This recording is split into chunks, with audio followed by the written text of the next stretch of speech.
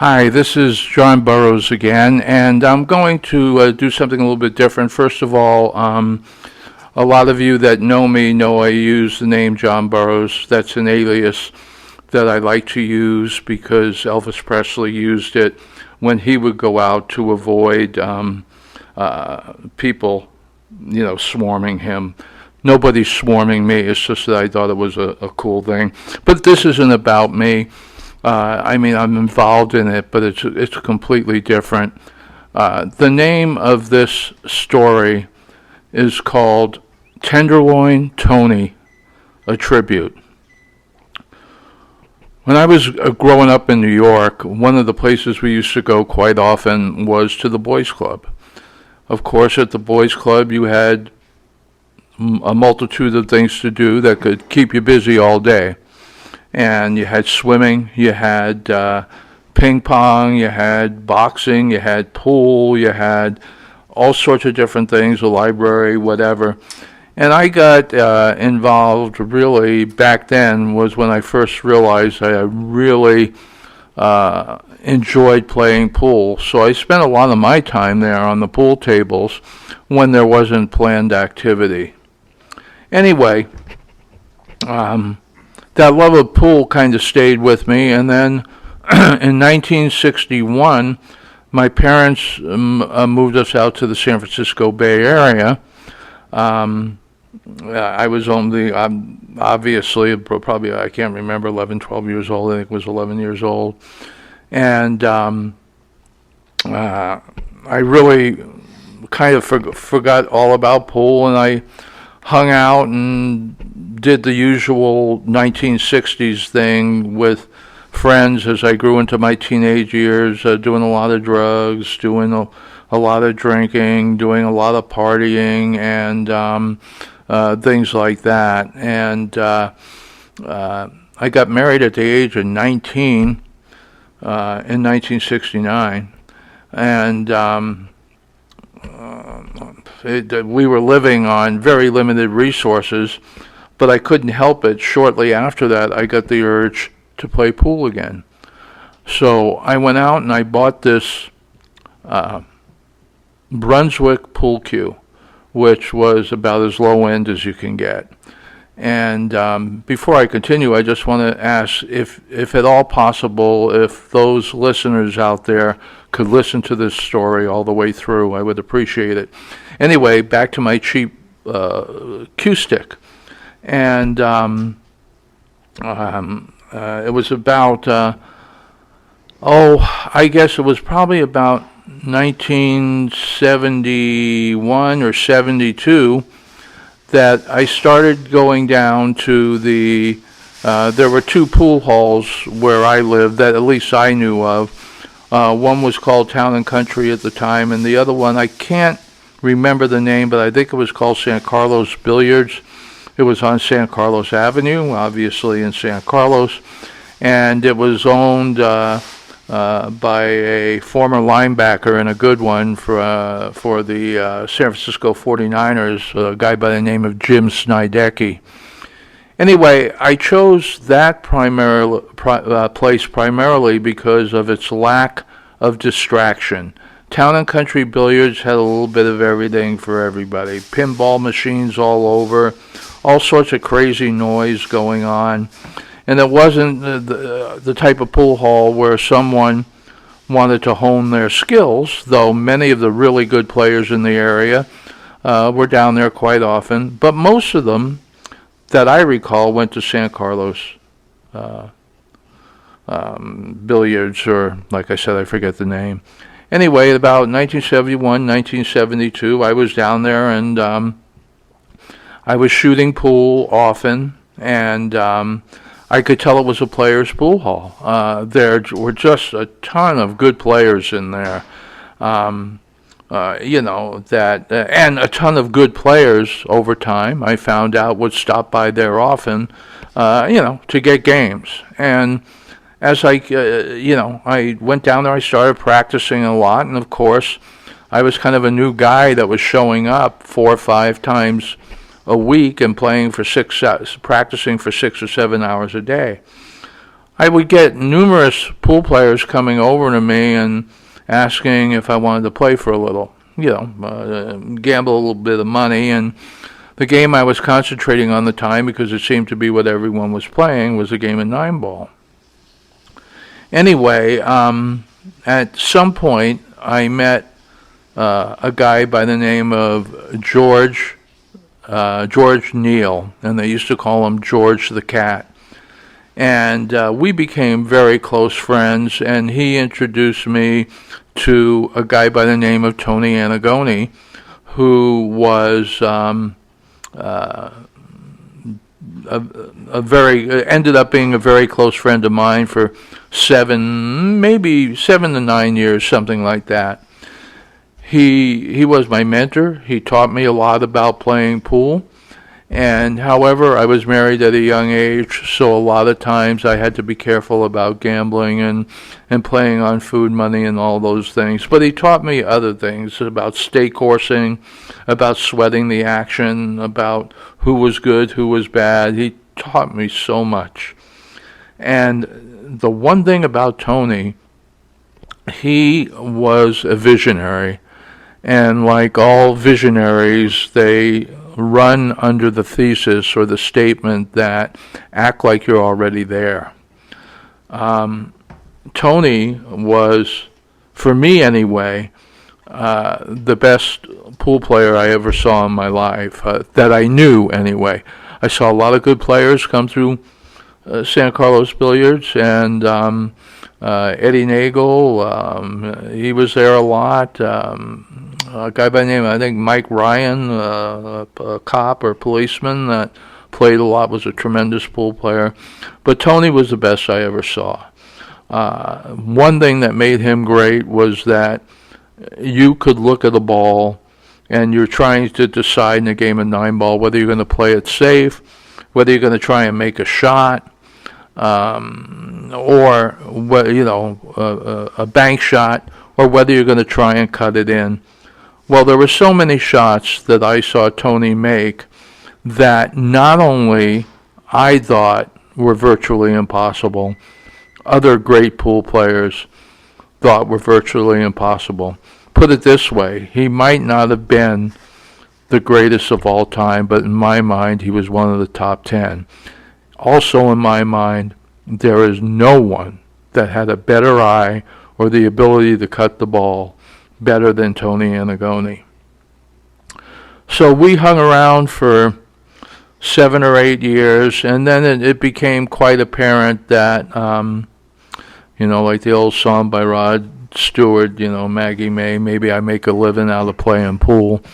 Well, there's very few people that can make a living out of playing pool. You got to know how to gamble. You got to know how to do things. And Tony was doing it almost Zen-like. He didn't eat bad foods. He was all organic way before it was the popular thing to do. He didn't drink. He didn't do drugs. He had a cup of coffee or two occasionally to get him through those long gambling nights. So I wanted to kind of give you a background on how we first met, and we became very close. We ended up... he found out that I played a lot of basketball along with my friends, and we joined some adult leagues, and we asked Tony and George if they want to play, and it doesn't hurt to have some good players on the team. Tony said that he felt he wasn't that good of a basketball player, and I would beg to differ. Offensively, he was decent. Defensively, you don't want him on you. He was one of the best defensive basketball players I've ever seen. But because of these experiences together, we had a lot of personal time to talk about other things, and we did. The other thing we love to do is cut each other down. And when you talk about quick wits and high intelligence and the ability to do so, a lot of people, and at the risk of sounding egotistical, considered me, the number one insult artist in the pool halls. I would have to say that Tony was my second, if not just as good. So anyway, that's when I knew Tony from, like I said, I don't know, 71, 72 to around, I knew him roughly about 8 years average, I think. And then things drifted apart because I couldn't afford to do it. And in 1981, I ended up going to work for Pacific Bell because I had to bring money in to support my little family. And at the time, I was working at a service station, and people were telling me, come on, you want to get a real job, and eventually I did. And I worked for Pacific Bell, and many of you who read my stories will be coming up on chapters about that point in my life.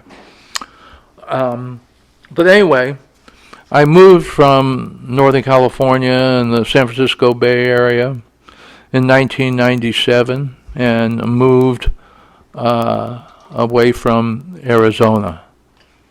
Moved away from California to Arizona. So anyway, I hadn't heard from Tony in a long time, and one time I decided I'd search him out, and I found some things on YouTube, and some things about the Two Cushion Club and other things like that, but I could never get a number for him. Then lo and behold, I think it was around December of 2020 or January of this year, I get a call from Tony. And first thing, everyone had nicknames except for maybe Tony. But he was known for always having a pencil in his ear, and like George the Cat had a nickname. There were a lot of players with a nickname, but he used to call me Tall Paul for a variety of reasons. Number one, I was fat. Sometimes I was skinny, but I certainly wasn't tall. And so he used to always call me that. But anyway, out of the blue comes this call from Tony and George, and we get on the phone, and it was like we never lost the connection. We didn't even start talking about pool. We just started cutting each other down, ripping each other up, laughing our asses off, and it just brought back memories of a time in my life where humor meant so much. But he started talking to me about these projects that he had going on, and I had gone on to be a pretty successful salesperson. He always said to me that I could be the best salesperson that he ever met, and he wanted me to become involved on these 3 projects.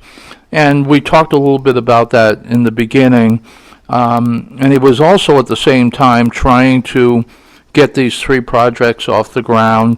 But he also was going to train to be the world snooker champion, and which, the way Tony could make shots, I wouldn't be surprised if he ended up being the world snooker champion.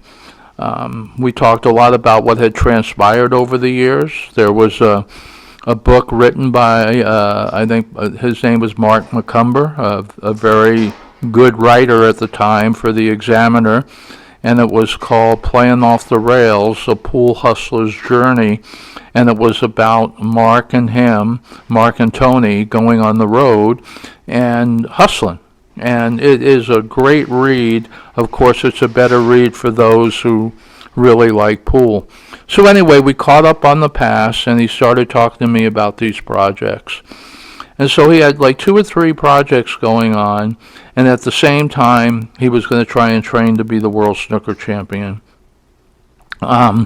He was trying to get funding for these projects, and he needed someone with sales skills that were very professional, that knew how to meander their way through politics, and egos and all those things in order to get certain projects up and off the ground and hopefully get funding.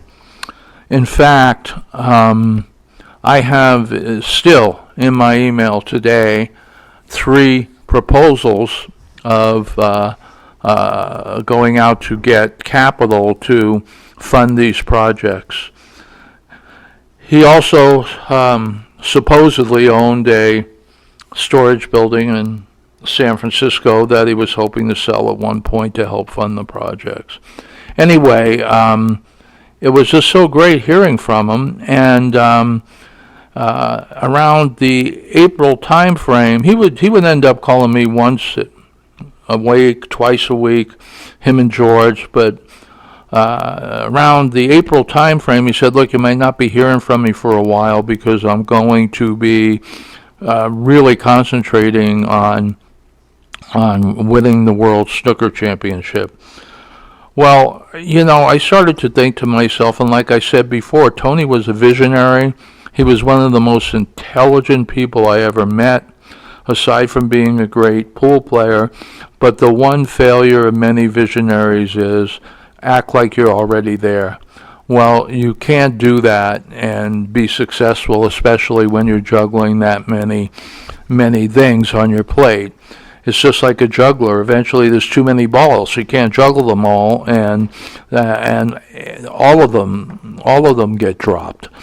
So we talked about it for a while. He said, "Look, I'll send you out the proposals. You tell me what you would want to do, what you would want to work on, 1, 2, or 3, and all that stuff." That was in April, and I hadn't heard from him again. So I figured he was in training for the World Snooker Championship, and when I hadn't heard from him, about May 2nd or so, I started Googling the World Snooker Championship, and I didn't see his name in there anyway, and I think I saw who the winner was, and it wasn't Tony. And that's not surprising. I think Tony was 68, 69 years old. But he was in the epitome of good health and everything like that. So I couldn't find him. I figured I'm not going to bother him. He's busy out trying to do that, and we can get back to what I can do for him or what he can do for me in regards to these projects.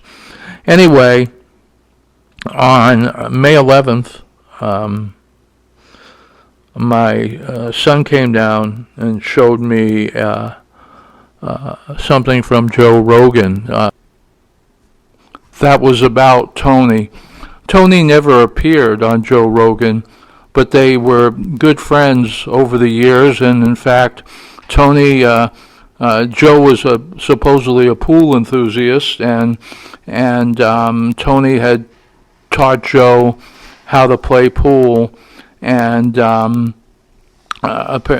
was very fond of him, according to this article that he posted, and it didn't say anything other than he hadn't been in contact with him in quite a few years, maybe 5-10 years, I can't recall. But what it did say was that Tony, even though all the details were not in, Tony had committed suicide by jumping off the Golden Gate Bridge. So I want to kind of close this to let you know that Tony's father committed suicide when he was 11 years old, and Tony dropped out of school at the age of 15 and started playing pool, and it wasn't soon before he was playing for money, and it wasn't soon before he became one of the best pool players that ever lived. In fact, I went to see him in the Budweiser Open up in the Joint Q in Sacramento, where, the odds of Tony winning that tournament were greatly against him when you consider the caliber of players that were there, especially one in particular, not to mention there are others that could be as good at any time, but it was Jim Rempe, who at the time was considered King James, one of the great 9-ball player in the world at that time. And I think the prize money was, and this was in I don't know, 76, somewhere around there. You can look it up, I guess. But I think the prize money was $2,500. So you do the math. What was $2,500 worth in 1976 or 77? My guess is worth 25,000, if not closer to 50. And so we had gone there. They had a nice tournament room, and I had taken my food and rent money and side bet on Tony to the tune of I think it was $200. So once again, you do the math. If he won, I was going to win somewhere between $2,000 and $4,000, and not even lift a pool cue. Well, Tony started moving up the ranks, and before you know it, he ended up against the number 9 player in the world for the championship of the Budweiser Open, and he beat him. So I'm going to end this by saying that I never ended up on Facebook joining any pool groups because over the years I had just stopped playing, and eventually I bought a pool table, and now I have a bad back, and it's actually used as a laundry folding table, which Tony would be appalled about if he was alive today. But it was such a shock. And then again, it wasn't, because when I talked to him, he was always going 100 miles an hour. He was always trying to juggle too many things. And I just felt there were some demons inside. And to this day, I have saved in my email the proposals of these projects that he wanted to do. What I would like to encourage anybody that listens to this and listens to it all the way through is to read the book, Playing Off the Rails, A Pool Hustler's Journey, written by Mark McCumber. And I think that was in the early 90s when they went on the road. And it's just an enjoyable book, and it gives you an insight into the world of pool hustling. But more than that, Tony was a humanitarian. And the reason why they called him Tenderloin Tony is he was trying to put together a project where young kids, 12 years and older or whatever, he opened up a pool hall, and he wanted to put a project together where these young kids could come in. He would teach them how to play pool. More importantly, he said he would teach them how to gamble. Because one thing is, once you learn how to play pool, if you're going to play for money, you got to know how to gamble, you got to do your research and all that. But he wanted to give them something that they could see a learning experience from. They could learn geometry from it, so many other things. And he had one other project that was involved in a charitable cause, that one of those he wanted me to use my sales skills and figure out certain things and how to go about marketing and selling the project. Anyway, none of that came to fruition. So I'm going to close by saying this. He was the greatest pool player I ever met, one of the most intelligent people I ever met, one of the funniest people I ever met, and one of the most humane people I ever met. And I didn't know he had so many demons, but he had to have some that he wasn't telling anybody about, because this apparently, as I look through Google things on Tony Annagoni, this was a complete shock to those of us who knew him. So I want to let people know that he left his mark, and it was a good one, on everyone he knew. but he just couldn't conquer his demons. And sometimes that happens. Good luck, shoot straight. God love you, Tony. John Burroughs signing off.